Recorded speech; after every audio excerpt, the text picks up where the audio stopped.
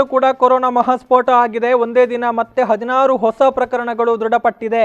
14 ಮಂದಿ ಮಹಾರಾಷ್ಟ್ರದಿಂದ ಬಂದವರು, ಇನ್ನು ಉಳಿದ 2 ದುಬೈನಿಂದ ಬಂದಿರುವಂತವರು. ಈ ಮೂಲಕ ಉಡುಪಿ ಜಿಲ್ಲೆಯಲ್ಲಿ ಒಂದೇ ದಿನ ಇವತ್ತು 16 ಪ್ರಕರಣಗಳು ಬೆಳಕಿಗೆ ಬಂದಿದೆ ಅನ್ನುವಂತ ವಿಚಾರವನ್ನು ನಾವು ನೋಡಬಹುದು. ಆಘಾತ ಉಡುಪಿ ಜಿಲ್ಲೆಗೆ ಮತ್ತಷ್ಟು ಹೆಚ್ಚಳವಾಗ್ತಾ ಇದೆ. ಸೋಂಕಿತರಲ್ಲಿ 8 ಮಂದಿ ಮಕ್ಕಳು ಇದ್ದಾರೆ, 6 ಮಂದಿ ಮಹಿಳೆಯರು ಮತ್ತು 2 ಪುರುಷರು. ಈ ಮೂಲಕ ಒಟ್ಟು 16 ಮಂದಿ ಸೋಂಕಿಗೆ ತುತ್ತಾಗಿರುವಂತಹ ವಿಚಾರಗಳು ಈಗ ಬೆಳಗ್ಗೆ ರಿಲೀಸ್ ಆಗಿರುವಂತಹ ಹೆಲ್ತ್ ಬುಲೆಟಿನ್ ನಲ್ಲಿ ಬಹಿರಂಗಗೊಂಡಿದೆ. ಇನ್ನು ಈ ಮೂಲಕ ಉಡುಪಿಯಲ್ಲಿ 92ಕ್ಕೆ ಏರಿಕೆಯಾಗಿದೆ ಕೋವಿಡ್-19 ಸೋಂಕಿತರ ಸಂಖ್ಯೆ. ಹೆಚ್ಚಿನ ಡೀಟೇಲ್ಸ್ ಕೊಡ್ತಾರೆ ಪ್ರತಿನಿಧಿ ಸಂತೋಷ್ ನೇರ ಸಂಪರ್ಕದಲ್ಲಿ. Hello Santosh. Hello hello Santosh, ಧ್ವನಿ ಕೇಳಿಸ್ತಾ ಇದೆಯಾ? ಎಸ್, ಉಡುಪಿಯಲ್ಲಿ ಮತ್ತೆ 16 ಪ್ರಕರಣಗಳು ಹೊಸದಾಗಿ ಬೆಳಕಿಗೆ ಬಂದಿದೆ. ಏನಿದೆ ಇವರ ಬಗ್ಗೆ ಹೆಚ್ಚಿನ ಮಾಹಿತಿ ಅಂತ? ಗೌತಮ್, ಅದೇ ಈಗ ಮುಂಬೈ ಲಿಂಕ್ ಭಾರಿ ದುಬಾರಿ ಆಗ್ತಾ ಇದೆ ಉಡುಪಿ ಜಿಲ್ಲೆಗೆ. ಈಗಾಗಲೇ 92 ಪ್ರಕರಣಗಳು ದಾಖಲಾಗಿದೆ. ಆ 92 ಪ್ರಕರಣಗಳ ಪೈಕಿ 72 ಪ್ರಕರಣಗಳು ಮುಂಬೈ ಮೂಲದಿಂದಲೇ ಏನೋ ಬಂದವರದ್ದು ಆಗಿರುವಂತದ್ದು. ಉಳಿದದ್ದೆಲ್ಲ ಏನು ದುಬೈ ಮತ್ತು ಇನ್ನಿತರ ಜಿಲ್ಲೆದು. ಆದ್ರೆ 92ಗಳ ಇದುವರೆಗೆ 92 ಇವತ್ತಿಗೆ 92 ಸೋಂಕು ಪ್ರಕರಣ ಪತ್ತೆಯಾಗಿರುವಂತ ಉಡುಪಿ ಜಿಲ್ಲೆ. ಅದರಲ್ಲಿ 72 ಮಂದಿಗೆ ಉಡುಪಿ ಜಿಲ್ಲೆಯಿಂದ ಬಂದಿದ್ದಾರೆ. ಅದು ಮುಂಬೈಯಿಂದ ಬಂದಿರುವಂತೆ ಪ್ರಕರಣ ಆಗಿರುವಂತದ್ದು. ಇವತ್ತು ಮತ್ತೆ 16 ಪ್ರಕರಣಗಳು ದೃಢ ಆಗಿದೆ. ಅದರಲ್ಲಿ 14 ಮಂದಿ ಮಹಾರಾಷ್ಟ್ರದಿಂದ ಬಂದವರು, 2 ಮಂದಿ ದುಬೈನಿಂದ ಬಂದವರು. ಈ ಸೋಂಕಿತರಲ್ಲಿ 8 ಮಂದಿ ಮಕ್ಕಳಿದ್ದಾರೆ, 6 ಮಹಿಳೆಯರು ಮತ್ತು 2 ಪುರುಷರು ಇರುವಂತದ್ದು. ಉಡುಪಿ ಜಿಲ್ಲೆಯಲ್ಲಿ ಈಗಾಗಲೇ ಎಷ್ಟು ಸುಮಾರು 7,000ರಷ್ಟು ಈಗಾಗಲೇ ಮುಂಬೈನಿಂದ ಬಂದಿದ್ದಾರೆ. ಅವರದ್ದು ಕೂಡ ಇನ್ನಷ್ಟು ವರದಿಗಳು ಕೂಡ ಬರ್ಲಿಕ್ಕೆ ಬಾಕಿ ಇದೆ ಗೌತಮ್. ಎಸ್, ಅದರ ಜೊತೆಗೆ ನಾವು ಉಡುಪಿ ಜಿಲ್ಲೆಯಲ್ಲಿ ಸಮಾಧಾನಕರ ವಿಚಾರವನ್ನ ನಾವು ನೋಡಬಹುದು. ಅಲ್ಲಿ ಕೋವಿಡ್ ಆಸ್ಪತ್ರೆಗಳನ್ನ ಮತ್ತಷ್ಟು ಹೆಚ್ಚಳ ಮಾಡಲಾಗ್ತಾ ಇದೆ. ಅಂದ್ರೆ ಬೆಡ್ಗಳ ಸಾಮರ್ಥ್ಯ ಇರಬಹುದು, ಇರುವಂತಹ ವೈದ್ಯಕೀಯ ವ್ಯವಸ್ಥೆಗಳನ್ನ ಮತ್ತಷ್ಟು ಹೆಚ್ಚು ಮಾಡುವಂತ ಪ್ರಯತ್ನ ಜಿಲ್ಲಾಡಳಿತದಿಂದ ಆಗಿದೆ. ಸೊ ಹೊಸದಾಗಿ ಏನೆಲ್ಲ ಬದಲಾವಣೆಗಳು ಈಗ ಉಡುಪಿಯಲ್ಲಿ ಆಗಿದೆ ಅಂತ ಸಂತೋಷ್? ಈಗಾಗಲೇ ಉಡುಪಿಯಲ್ಲಿ ಕೋವಿಡ್ ಆಸ್ಪತ್ರೆಗಳಿಗೆ ಸಂಬಂಧಪಟ್ಟಂತೆ ಈಗಾಗಲೇ ಕಾರ್ಕಳ, ಉಡುಪಿ ಮತ್ತು ಕುಂದಾಪುರದಲ್ಲಿ ಕೋವಿಡ್ ಆಸ್ಪತ್ರೆ ಇದೆ.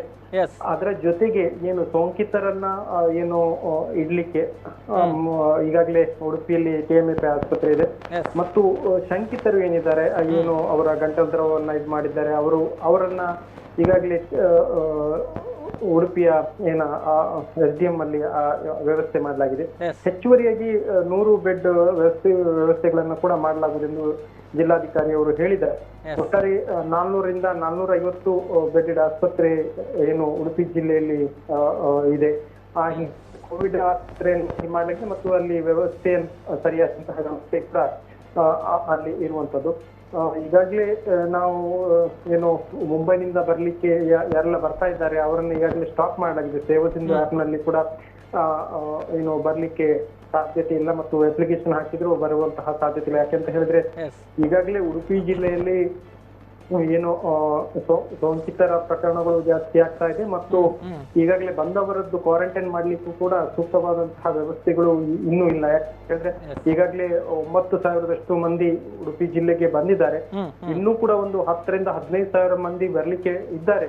ಆದ್ರೆ ಅವರಿಗೆ ಎಲ್ಲಾ ರೀತಿಯನ್ನು ಒಮ್ಮೆ ಬಂದ್ರೆ ಎಲ್ಲ ವ್ಯವಸ್ಥೆ ಮಾಡ್ಲಿಕ್ಕೆ ಸಾಧ್ಯತೆ ಇಲ್ಲ. ಆದ್ರಿಂದ ಈಗ ಸದ್ಯದಲ್ಲೇ ಈಗ ಉಡುಪಿಗೆ ಬರುವವರೆಗೂ ಜಿಲ್ಲಾಡಳಿತ ಸಾಧ್ಯತೆ ಇಲ್ಲ ಅಂತ ಹೇಳಿದ್ದಾರೆ. ಮಾತ್ರ ಅಲ್ಲದೆ ಕ್ವಾರಂಟೈನ್ ಮಾಡ್ಲಿಕ್ಕೂ ಕೂಡ ಅಷ್ಟೊಂದು ವ್ಯವಸ್ಥೆಗಳು ಇಲ್ಲ. ಒಮ್ಮೆಲೆ ಅಷ್ಟು ಜನ ಬಂದ್ರೆ ನಮಗೆ ವ್ಯವಸ್ಥೆಗಳು ಮಾಡ್ಲಿಕ್ಕೆ ಆಗುದಿಲ್ಲ ಎನ್ನುವಂಥದ್ದು ಜಿಲ್ಲಾಧಿಕಾರಿಗಳು ಈಗಾಗಲೇ ಹೇಳಿದ್ದು ಮತ್ತು ಹೊರ ಜಿಲ್ಲೆಯವರಿಗೆ ಕೂಡ ಮನವಿ ಮಾಡಿರುವ.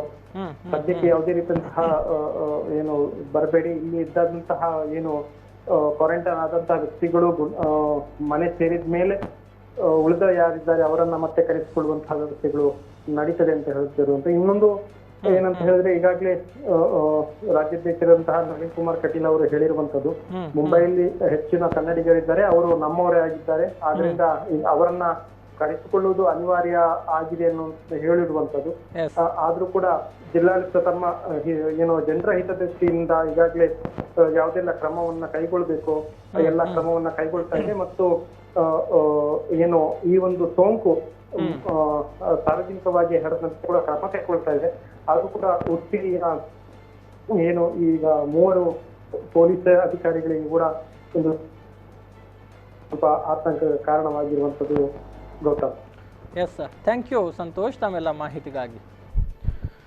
ಇದು ಉಡುಪಿ ಜಿಲ್ಲೆಗೆ ಸಂಬಂಧಪಟ್ಟ ಹಾಗೆ ಇವತ್ತು ಬಂದಿರುವಂತಹ ಮಾಹಿತಿ. ಒಟ್ಟು 16 ಮಂದಿ ಸೋಂಕಿಗೆ ತುತ್ತಾಗಿರುವಂಥದ್ದು. ಈ ನಡುವೆ ಅಲ್ಲಿ ಹೊಸದಾಗಿ ಈಗ ಯಾರನ್ನು ಕೂಡ ಹೊರ ರಾಜ್ಯಗಳಿಂದ ಉಡುಪಿ ಜಿಲ್ಲೆಗೆ ಕರೆಸಿಕೊಳ್ಳಲಾಗ್ತಾ ಇಲ್ಲ. ಜಿಲ್ಲಾಧಿಕಾರಿಗಳು ನಿನ್ನೆ ಸ್ಪಷ್ಟವಾಗಿ ಹೇಳಿದ್ರು, ನಮ್ಮಲ್ಲಿ ಇರುವಂತಹ ಕ್ವಾರಂಟೈನ್ ಸೆಂಟರ್ಗಳು ಸಾಕಾಗ್ತಾ ಇಲ್ಲ, ಈಗ ಇರುವಂಥವರಿಗೆ ವ್ಯವಸ್ಥೆಯನ್ನು ಕಲ್ಪಿಸಿದ್ದೇವೆ. ಆ ಪೈಕಿ ಈಗಾಗಲೇ ಕ್ವಾರಂಟೈನ್ಗೆ ಒಳಪಟ್ಟವರು ಸಂಪೂರ್ಣವಾಗಿ ಅವಧಿಯನ್ನು ಮುಗಿಸಿ ಅವರಿಗೆ ಸೋಂಕು ಇಲ್ಲ ಅನ್ನುವಂಥದ್ದು ದೃಢಪಟ್ಟ ಬಳಿಕವೇ ಅವರನ್ನು ಮನೆಗೆ ಕಳಿಸುವಂಥದ್ದು. ಸೊ ಹೀಗಾಗಿ ನಮಗೆ ಸ್ಥಳಾವಕಾಶದ ಕೊರತೆ ಎದುರಾಗುತ್ತೆ. ಹೀಗಾಗಿ ಮೊದಲ ಬ್ಯಾಚ್ ಹೋದ ಬಳಿಕವೇ ಎರಡನೇ ಬಾರಿಗೆ ಅವಕಾಶವನ್ನು ಕೊಡಲಾಗುತ್ತೆ ಅನ್ನುವಂಥ ವಿಚಾರಗಳು ಅಲ್ಲಿ ಅತ್ಯಂತ ಸ್ಪಷ್ಟವಾಗಿ ಜಿಲ್ಲಾಡಳಿತ ನಿರ್ಧಾರವನ್ನು ತೆಗೆದುಕೊಂಡಿದೆ ಅನ್ನುವಂಥ ವಿಚಾರಗಳನ್ನು ಕೂಡ ನಾವು ನೋಡಬಹುದು. ಆದರೂ ಕೂಡ ಮುಂದಿನ ಹಂತದಲ್ಲಿ ಕರೆಸಿಕೊಳ್ಳುವಂಥ ಪ್ರಯತ್ನಗಳು ಖಂಡಿತವಾಗ್ಲೂ ಆಗುತ್ತೆ ಅನ್ನುವಂಥ ಮಾತುಗಳು ಕೂಡ ಇಲ್ಲಿ ಜಿಲ್ಲಾಡಳಿತದಿಂದ ಭರವಸೆಯ ರೂಪದಲ್ಲಿ ಲಭಿಸಿದೆ.